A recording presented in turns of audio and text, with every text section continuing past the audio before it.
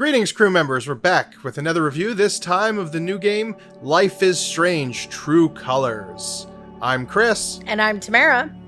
And Tamara played through this game for the first time over the last few days, and she has a lot of thoughts on it. I do. I have a lot of thoughts.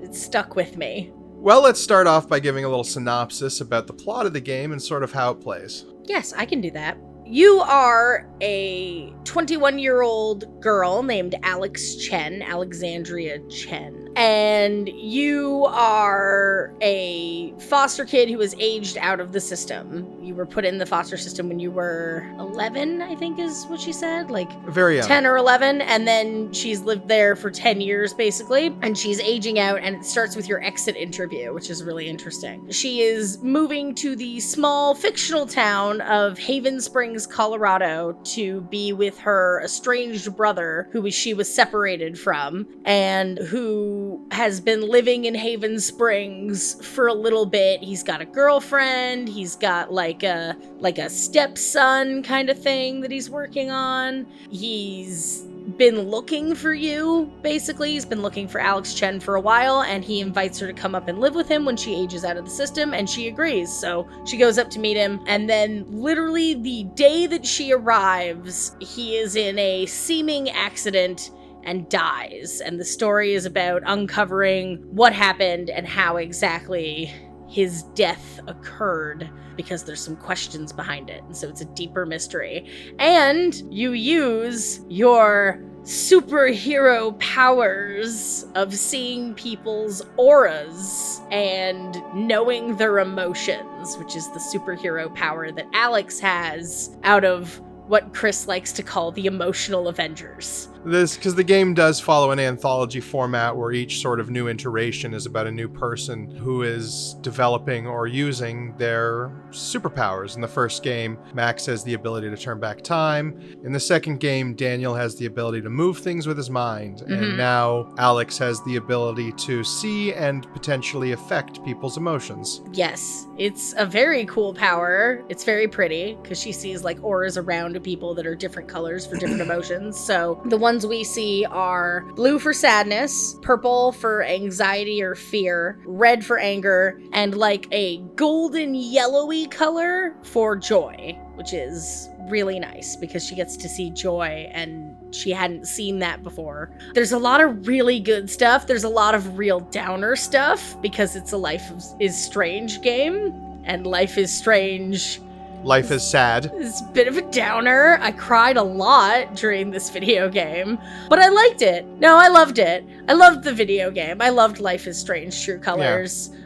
So it sort of plays in the traditional adventure game format where it's a lot of walking around town, talking to different people, selecting dialogue tree options, sort of making, at various points the game will stop you and ask you to make a very important or difficult decision that will directly affect you and the characters around there. Things like, do you reveal if this old lady has Alzheimer's to her kid?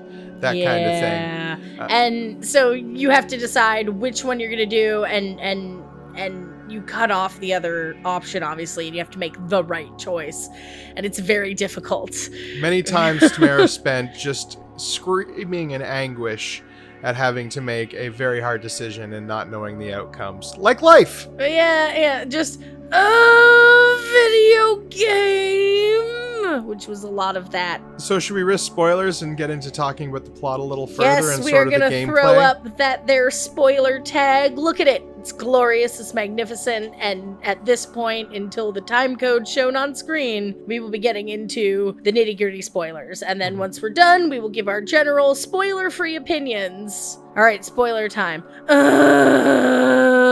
Chris, this video game, it gave me so many emotions. Yes. I cried so much. Poor Gabe. Gabe is the brother. Yes, Gabe is the brother. Yeah, the game is very much about your relationship with other characters. You are given two very obvious romantic options in the game, and you have to decide about which one to pursue. Ryan really tempted my always be gay in video games when you have the opportunity rule, because he's real cute. And he's real helpful, and he's really, like, nice. He's a park ranger who is the son of the local bar owner, Jed, who is a very big character in this game as well. Ryan is helpful. He is nice. He is also challenged for your love by Steph. Steph is the quirky indie girl who works at the record store. She plays Dungeons and Dragons. She dresses up like a witch. Ryan, in retrospect, didn't really have much of a chance, did he? No, he did, because he was solidly nice and cute. And how much he got into the LARP, because there's a whole section where you're doing a live action role play with this kid. The kid who is actually your brother's AirSats kid, because he's like the boyfriend of the mom, and so he was working on making a relationship with that kid that was kind of a father-like relationship. And so you hang out with that kid afterwards because he's really upset that Gabe died, because he blames himself, because they wouldn't have been out there if Ethan hadn't been out there. So you go and do this big LARP with this kid. It's like the most combat you get in the game too, because like they give you like a Final Fantasy turn-based system. Yes. They even do the sort of dink dink dink sound that Final Fantasy has when you select. And it's super fun, and you get to do the LARP. But anyway, like, they made Ryan, or Steph made Ryan, be like all the bad guy parts. And it's so cute how much Ryan gets into it. He's like, yeah, I'm having a great time being the bad guy. Roar! And I was like, oh no, he's cute. He's really cute. I love the LARP. Ultimately, what do you think of the mystery and the story itself? I think the mystery's fantastic. I really enjoyed digging into it and uncovering kind of the bits and pieces.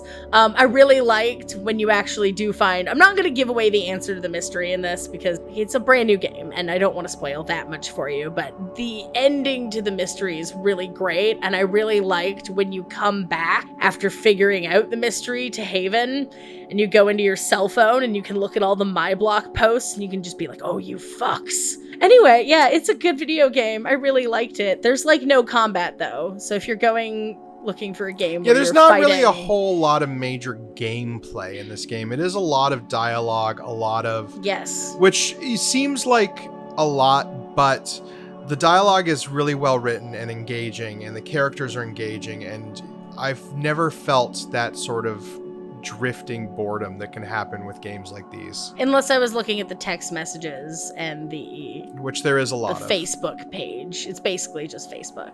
That stuff, like, it didn't really have any key clues or anything, but I thought it had some nice flavor text. Like, I really liked reading the text messages from everybody because it was nice. Like, Steph never capitalizes anything. I think nice is a good word for this game because traditionally the Life is Strange franchise bleak. is very heavy and bleak, yes. Where this one I feel like is the sort of the happiest and sort of most hopeful out of all of the games. Oh yeah, especially with the ending we got, because I think we kind of got the best ending and it was by accident. All the choices mattered for the ending. It felt like all the big ones where they freeze time and they're like pick between one, and all the ones where I had my head in my hands, it was like, no. Those all seemed to matter for the ending, but I can already tell you that the 14 different endings are just variations on the same ending because of we finished it, and so you can very clearly see where all the differences you can sort of even see shown up. Even on my top end PC, you could even see the pause breaks on when it was loading each specific section of that end cutscene. Yes. The algorithm sort of working, going, okay, did they make this decision, then they get this part of the cutscene. Did they make this decision, then they get this part of the cutscene. Yes, you could almost see the computer doing that with the save icon. Whenever the save icon showed up, you're like, oh, it's loading in my decision for this part. I still think I'll play it again, if only to get Ryan and to get some of the little stuff that I missed, because I want to romance Ryan. So the replayability, do you think the game suffers because it doesn't have a lot of replayability in terms of if we've got sort of the best ending up front, is there any reason to sort of go back and see those variations? I think I'll just honestly watch YouTube videos of the bad ones, because I don't want to make the bad decisions. I don't want to hurt people, because that's kind of what you're doing when you make the bad decisions, is you're doing the wrong thing to help people. I want to help people.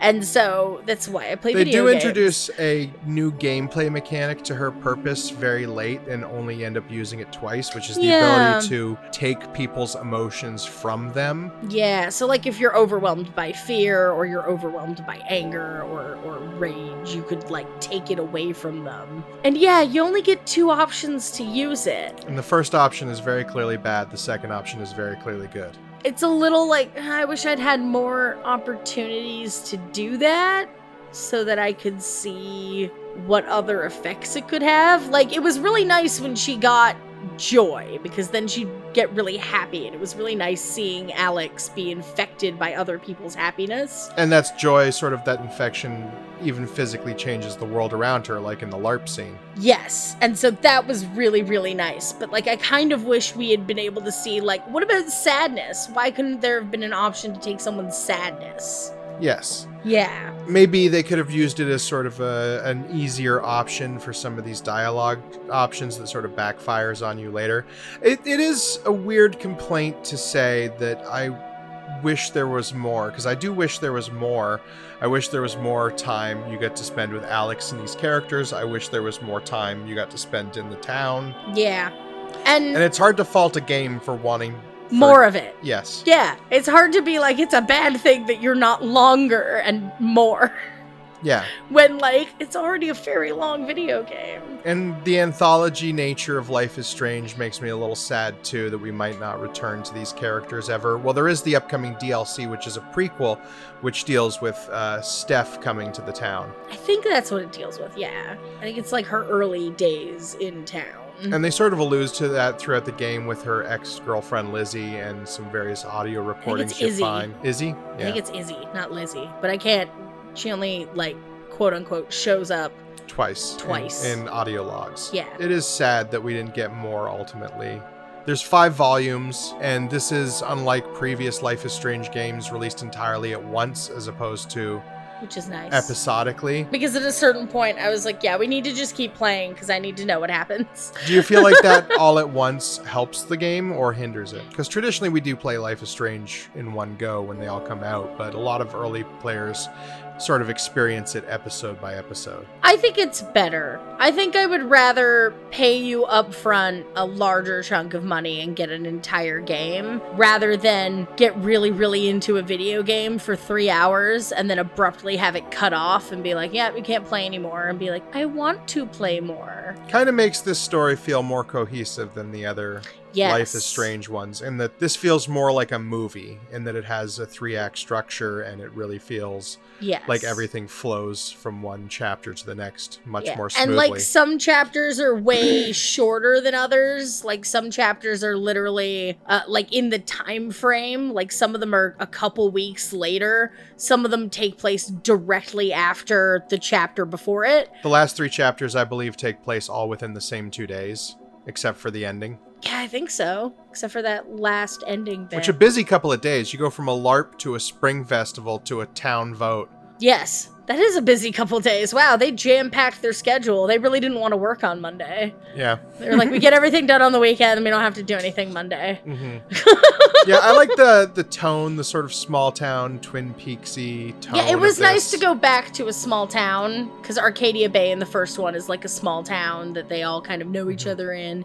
And then the second one, they start going from city to city and they're like on the run, so they're not in one set place for very long. And then in this one, we're back to, oh, it's this familiar little town that we love. And what a gorgeous town. Oh, it's so beautiful. Oh my gosh, it's gorgeous. The songs are gorgeous, like all the music is gorgeous. They licensed the crap out of the soundtrack. And then all the original stuff, like all of the weird soundtrack stuff is really good, especially in that last bit when you're in the mine. Oh, it sounds so cool. All of the visuals are gorgeous, like the little river in the middle of town, the little spring. It's like, oh my god, it's so peaceful and quaint. I fucking hate you, Typhon, for strip mining it. Stop strip mining this adorable little mountain town. Yeah, beautiful sound design, beautiful setting, tremendous acting from the lead character Alex, well as Steph and Ryan. Yeah, all the voice acting was great. Even I don't the know if side they did characters motion like Ducky. capture, but like... I think probably the most convincing facial animation in Life is Strange's history. Oh, 100%. Yeah. Yeah, like you said, amazing acting from all of the voice actors. Like, I don't think there's anybody who I don't believe. Like, even Ethan, the little kid, he's convincing. All of the sound design is fantastic. All of the actual design of the town is beautiful. The story is really compelling and made me want to keep playing it. I think the romance is a little thin. The one I did anyway, I think is a little thin. I would have liked to see more time with your love interest. I really like all the design. I don't know how replayable it's gonna be. I'm gonna replay it, and then I'll know for sure whether or not it's actually worth replaying. But ultimately, like, I think that it's a really good game. I think it's worth the money. And now, you just watched it. What did you think? It was a damn good movie. I don't know if I have as much drive to play it myself now, because watching you play it, it didn't really sort of present any unique gameplay that draws me to it. But the story and the characters are so amazing and convincing. And like I said, I just like the world so much that even if I have to play it myself just to spend more time in it. As the person who played it, what would you give Life is Strange True Colors? I think I'm going to give it a 5 out of 5. I think I'm just going to go whole hog. I think that just because the romance is a little thin doesn't mean that that ruins it enough for me to play it. Game of the Year contender for you? Maybe, yeah. Yeah, I think it's 5 out of 5 for me. My opinion's a little less because I just watched it, but I would give it a 5 out of 5 as well. It was an amazing television series that I would watch again, or a mini-series. Like, I guess it's sort of like a 5-part mini-series. Yeah, it's like a 5-part like Chernobyl, mini-series. but less sad. Not entirely not sad like Chernobyl, just less sad than Chernobyl. Just less sad than Chernobyl. Okay, cool. That's pretty high praise because you really like Chernobyl. Yeah, that's this. How many 5s out of 5s have we given? Is it just Pop Squad and this? And All Through the House. Oh yeah. 2 episodes of Love, Death, and Robots in this have been 5 out of 5s. We're stingy. Check out our review of Love, Death, and Robots available on the channel. We can also check out our other videos. Leave a like and subscribe. Yes. And thank you so much for watching. If you have any other television shows or games or anything that you would like us to review, go ahead and drop a comment. Hi, everybody. Thank you for watching. Stay safe and be who you are. Bye. Bye.